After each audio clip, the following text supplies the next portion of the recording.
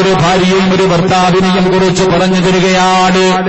അല്ലാഹുവിന്റെ ഖുർആൻ പറയുന്നു ഹും അസ്വാജുഹും ഫീ ലിലാലിൻ അലൽ അറായികി മുത്തഖിയൂൻ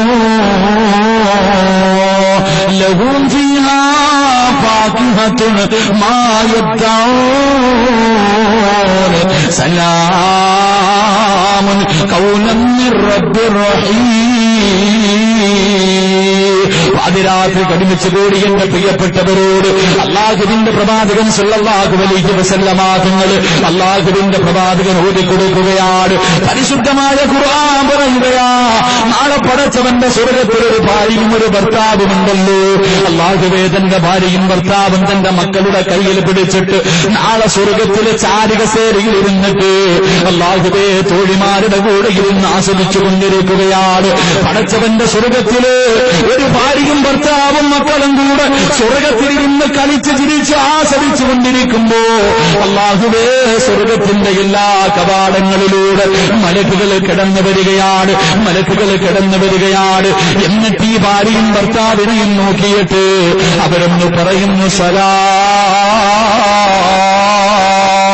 അല്ലാഹുവേ, എല്ലാ മലക്കുകളും സ്വർഗ്ഗത്തിന്റെ കവാടത്തിലൂടെ കടന്നു വന്നിട്ട് ഒരു ഭാര്യയെയും ഒരു ഭർത്താവിനെയും മക്കളെയും നോക്കിയിട്ട് മലക്കുകൾ മുഴുവനും സലാം പറയുകയാ, മലക്കുകൾ മുഴുവനും സലാം പറയുകയാ.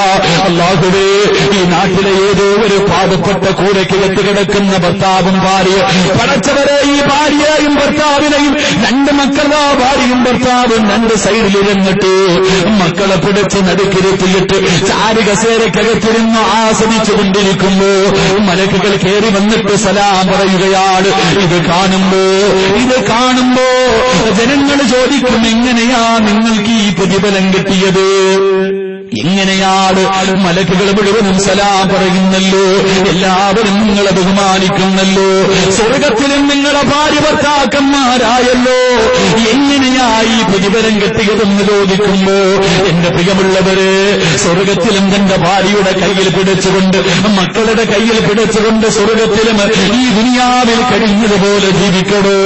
അല്ലാഹുവിന്റെ ഖുർആൻ പറയുകയാ, ആരുടെ ജീവിതത്തിൽ 4 കാര്യങ്ങളുണ്ടോ അവന്റെ കുടുംബം നാളെ സ്വർഗ്ഗത്തിലും ഇതുപോലെ ഒരുമിച്ച് കൂടുമെന്ന് നബിയുനാ റസൂലുള്ളാഹി സല്ലല്ലാഹു അലൈഹി വസല്ലം അല്ലാഹുവിന്റെ പരിശുദ്ധമായ ഖുർആൻ പറയുന്നു, നാളെ പടച്ചവന്റെ സ്വർഗ്ഗത്തിലെ ഭാര്യയും ഭർത്താവും മക്കളുമായി ഇവിടെ ജീവിച്ചതുപോലെ അവിടെയും ഒരുമിച്ച് കൂടുന്ന ഒരു കുടുംബമുണ്ട്.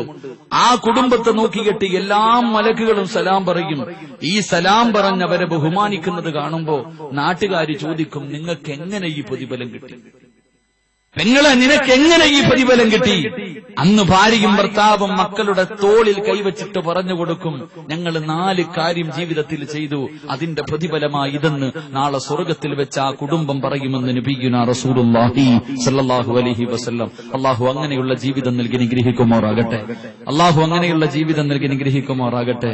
വിവാഹം കഴിച്ചവരെല്ലാവരും ഒന്ന് കൈവക്കിക്കുക. വിവാഹം കഴിച്ചിട്ടുള്ളവരൊക്കെ ഇതപ്പൊ പെണ്ണ് കെട്ടിക്കാനൊന്നും വല്ല കൈവക്കി. അല്ലാഹുവേ, എല്ലാരും കെട്ടിയവരാ. ഇവിടത്തെ ഭാര്യയെ സ്വർഗ്ഗത്തിലും ഭാര്യയായിട്ട് കിട്ടണമെന്ന് ആഗ്രഹമുള്ളവരെന്ന് കൈവക്കിക്കുക.